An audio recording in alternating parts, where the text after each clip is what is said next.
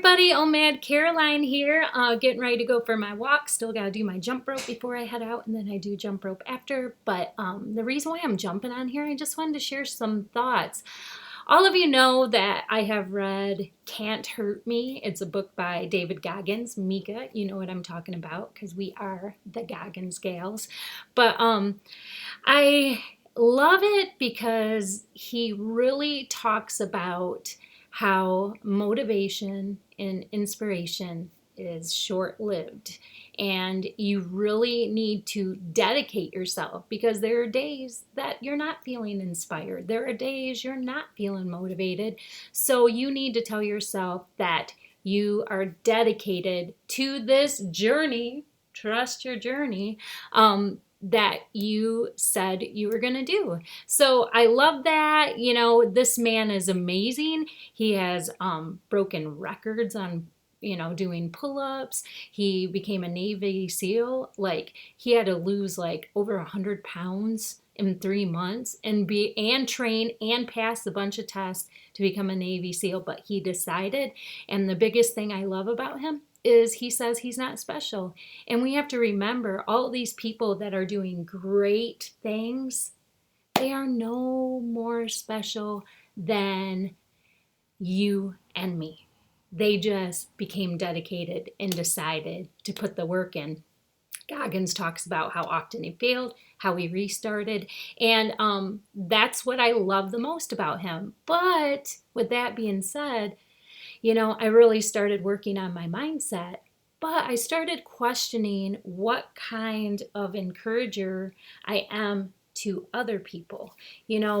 We think about, you can't put limits on yourself. We are not doing what we are capable of doing, you guys. Like, we let fear creep in, we put boundaries on us, because of our age, because we had a past injury, because we put limitations on ourselves, and it causes us not to reach our full potential. So my question is how am I doing encouraging people, other people who have decided to do something that seems not obtainable?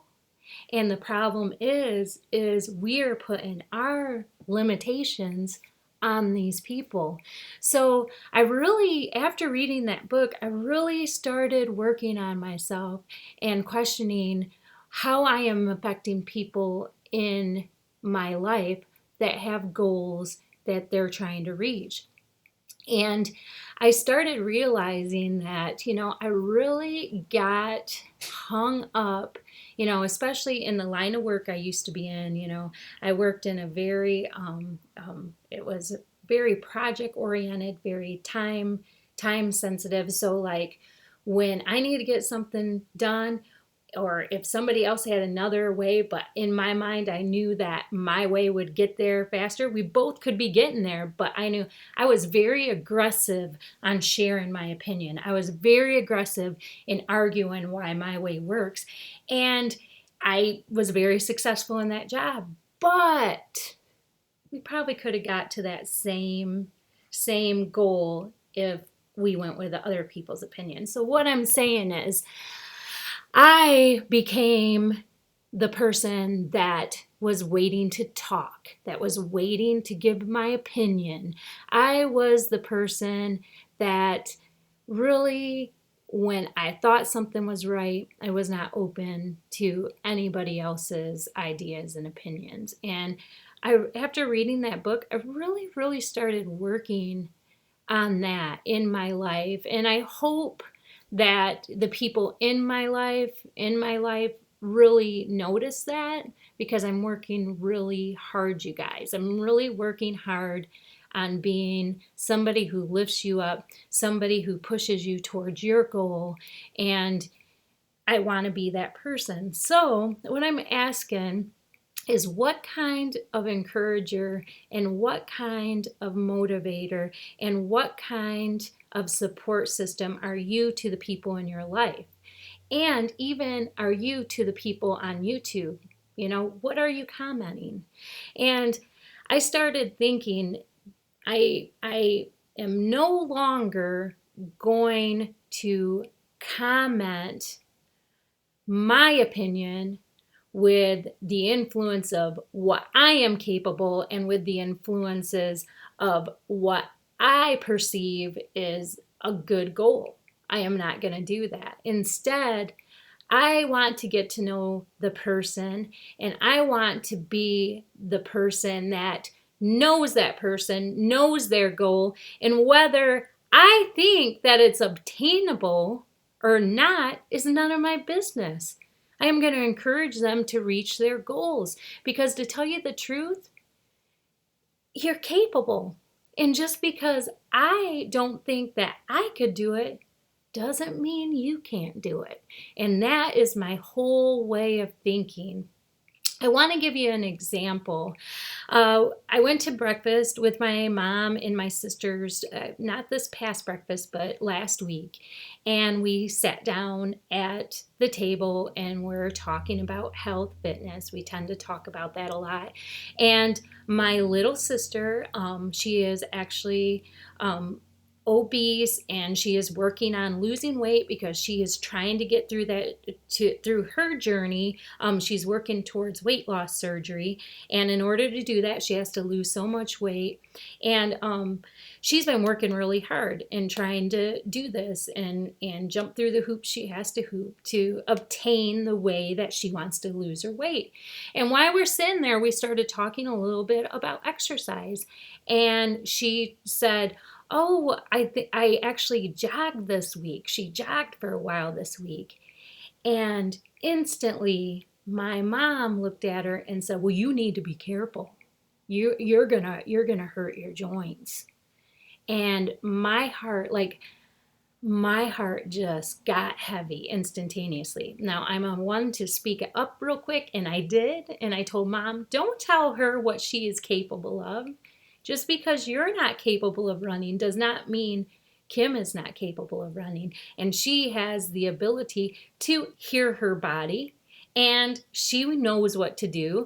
And if she pushes herself too hard, then she will probably have to rest. But to tell somebody that they can't do something because of their size, because of maybe past injuries, is ridiculous, because we don't live in their skin. So they get to choose that. It's none of our business what people's goals are. Number two, I also believe that, I know a lot of you are saying, well, what if they have unhealthy goals? What if they don't? Okay, I think that you need to earn the right to talk to somebody if you're concerned for them, all right? And I believe that should be a close family member, a close friend, one that you have a relationship with. But never, ever, ever in my life have I ever been open to a stranger coming up to and telling me what I should and shouldn't do. Never. And so I know where you're coming from when you're worried about somebody's journey and it may be harmful. But number one, do you really know if it's harmful? Do you know how many people have told me that I am starving myself on fasting, even though I did the work? So it's really an opinion. But I do think you have to earn your place to say something to somebody. Most of us here on YouTube is just sharing our journeys.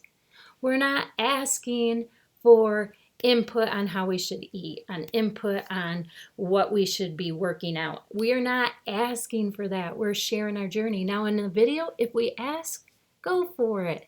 But if not, maybe just hold your tongue and encourage somebody towards the goals they have. And if you're concerned for them, I think you need to earn that place to say something. I really do.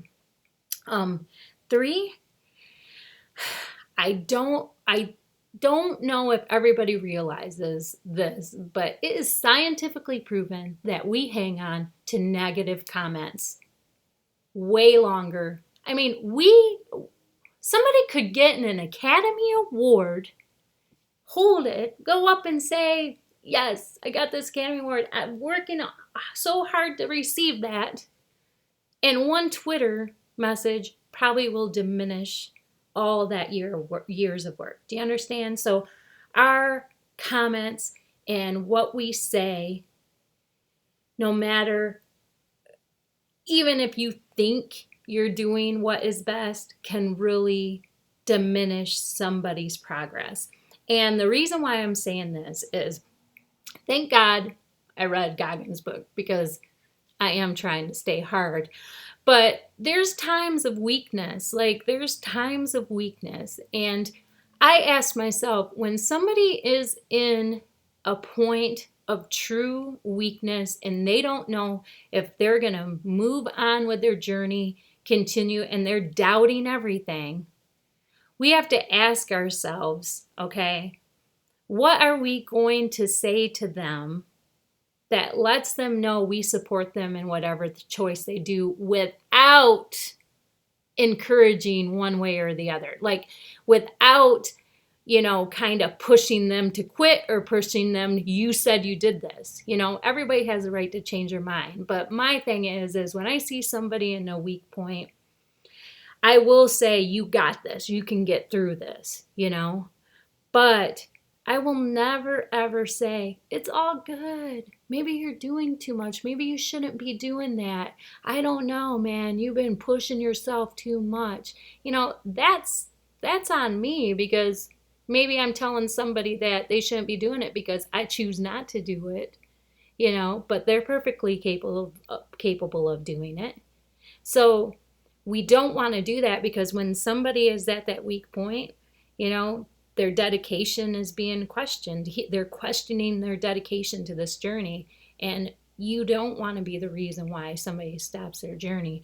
So I often, when somebody's in a week, I usually tell them, you got this. But in another sense, if somebody says, yeah, this is too much for me, I can't handle it, I'm adjusting this, it's okay. It's their journey, So I'm not going to be saying, well, you said you did this and why aren't you doing this? No, it's their journey. They're doing what is best for them in the time. So in the next breath, you can't be saying, you better get through this, or I'm not going to talk to you anymore, or anything like that. Do you know what I'm saying? So hey, we can find our dedication in our journey. But we also, all this self-improvement is great in that, but all of us have time of weakness. So who are you going to be in the people in your life's time of weakness? And I'm hoping it's a person that knows that person, that knows their goals, and encourages them without bias, all right? Because that's what we need in the world. We are capable of doing so much freaking more than we are doing now. We are. So just because other people are choosing to push it, and it may seem crazy to us, no, they're just open their mind to what they're capable of, and they're going for it. So yeah, for them. But just some thoughts I had on my mind. I'm not even going to edit this. I'm just going to throw it out there. But yeah. All right. Talk to you later. Bye.